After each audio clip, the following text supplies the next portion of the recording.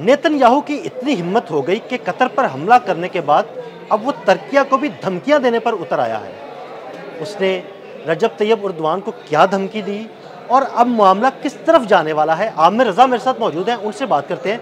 आमिर भाई, कतर पर हमला कर दिया, अब वो तुर्की को भी धमकियां देने पर उतर आया है। देखिए आदिल भाई, पहली बात तो ये है कि नेतन्याहू का दिमाग ख़राब हो गया। मेरा ख्याल है वो सतरिया बतरिया गया है।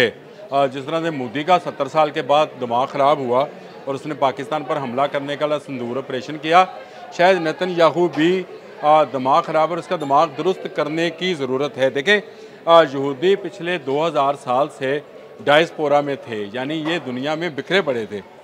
कभी इनको टाइटस रूमी ने मारा और इनकी बच्चियों को और इनको उठाकर ले गया, और इनका जो मकड़ था, जो भी इनका बना हुआ वहाँ पे इबादत गाह थी, उसको गिरा दिया। बख्त नसर आया, उसने इनको तबाह किया और ये दुनिया में भाग गए।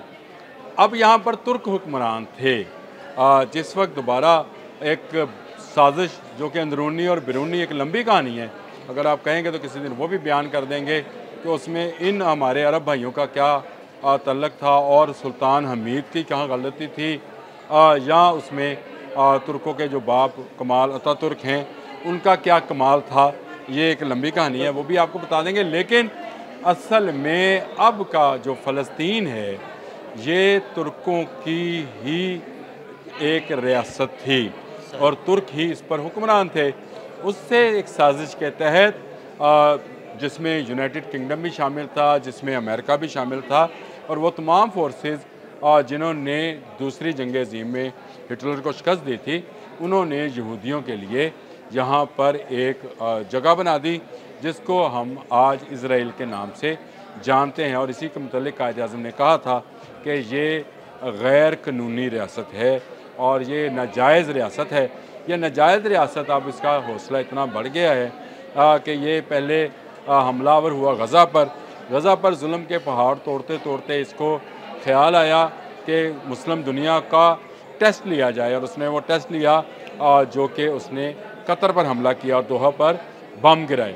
अब कतर एक ऐसा मुल्क था जहाँ पर तमाम की तमाम टेक्नोलॉजी अमेरिकन थी, और ये तमाम टेक्नोलॉजी जो थी बंद रही जितनी देर तक इनके त्यारे फ़ज़ा में रहे। ये त्यारे बम्बारमेंट करके वापस जाते हैं तो फिर अमेरिका को मजम्मत याद आई, और फिर मार्को रूबियो फौरी तौर पर अपनी बेगम की बाहों में बाहें डालकर कतर पहुंच गए हैं और वहां पर जाकर नई बातें कर रहे हैं। और हौसला ये है इनका कि 15 सितंबर को तिल अबब में एक मीटिंग की जाती है जिसमें अमेरिकन सेनेटर्स शामिल थे, और उसमें नेतन्याहू जो हैं ऐलान करते हैं कि 50 स्टेट्स एंड 1 इज़राइल, यानी उनका वो जो उस कॉन्फ्रेंस का या वो जो इस मीटिंग का मौजू रखा गया वो ये रखा गया कि एक तरफ 50 मुल्क हैं और एक तरफ मैं अकेला इज़राइल हूँ। तो ये एक अकेला इज़राइल जो है ये शैतान की टूटी है। अब ये लफ्ज़ चलता है कि शैतान की टूटी चले जी, शैतान की टूटी है, और इसको दबाना और इसको मारना जो है अब मुसलमानों पर फ़र्ज़ हो गया है, क्योंकि मुसलमान मुत्तहिद हो रहे हैं। देखें, एक प्रोसेस के तहत इन्हें आपस में लड़ा कर मुख्तलिफ बाउंड्रीज़ के अंदर तकसीम किया गया था। ये मुमकिन नहीं है कि इतने साल की यहूदियों की और नसारा की, यहूद और नसारा की जो मेहनत है वो एकदम से आपको सिनेरियो बदलता हुआ नज़र आए।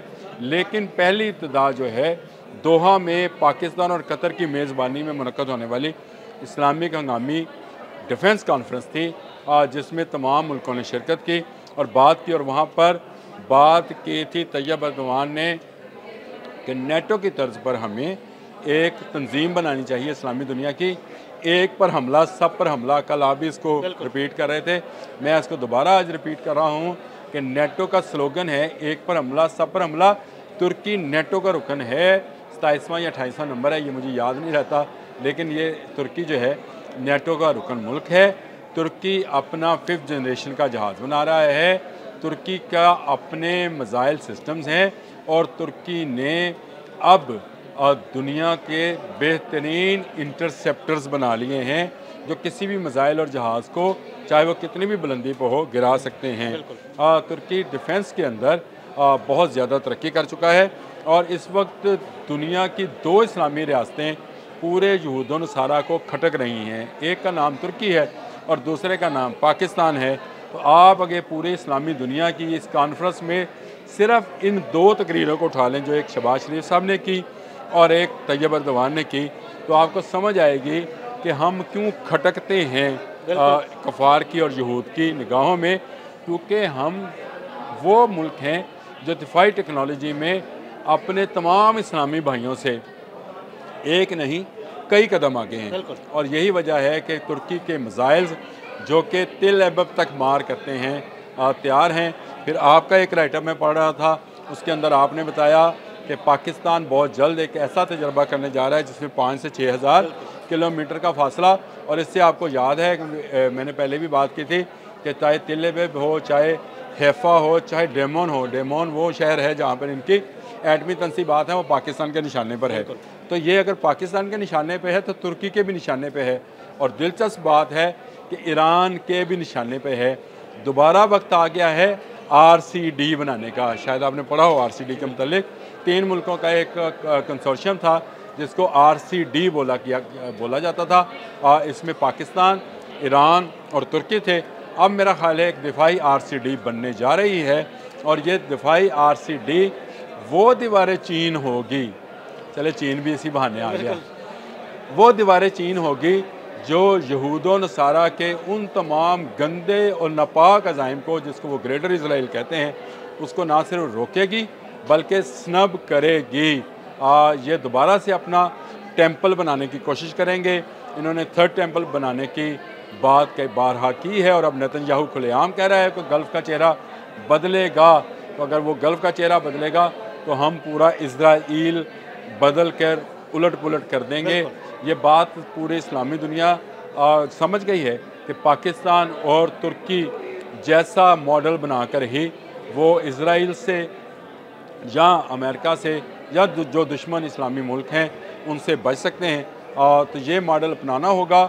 और मैं ये समझता हूँ चाहे सऊदी अरब है, चाहे कतर है, बहरीन है, अमान है, कुवैत है, इराक़ है, ईरान है, तमाम ममालिक ये समझ गए हैं कि अगर आपका दिफा मजबूत है पाकिस्तान और तुर्की की तरह से, तो आपकी तरफ कोई मैली आँख से नहीं देख सकता। ये जो गीदर भभकी लगाई है नेतन्याहू ने, ये अनकरीब जो है इसको इसका सबक मिल जाए इंशाल्लाह। बहुत शुक्रिया आमिर भाई जी। बिल्कुल आमिर भाई ने बड़ी तफसील के साथ इस बारे में रोशनी डाली। अदील अहमद और आमिर रज़ा को इजाज़त दीजिएगा। अल्लाह हाफ़िज़। वो दीवारें चीन होगी जो यहूदो नसारा के उन तमाम गंदे और नापाक अज़ाइम को, जिसको वो ग्रेटर इज़राइल कहते हैं, उसको ना सिर्फ रोकेगी बल्कि स्नब करेगी। ये दोबारा से अपना टेंपल बनाने की कोशिश करेंगे। इन्होंने 3rd टेंपल बनाने की बात कई बारहा की है और अब नेतन्याहू खुलेआम कह रहा है कि गल्फ़ का चेहरा बदलेगा। तो अगर वो गल्फ़ का चेहरा बदलेगा तो हम पूरा इज़राइल बदल कर उलट पुलट कर देंगे।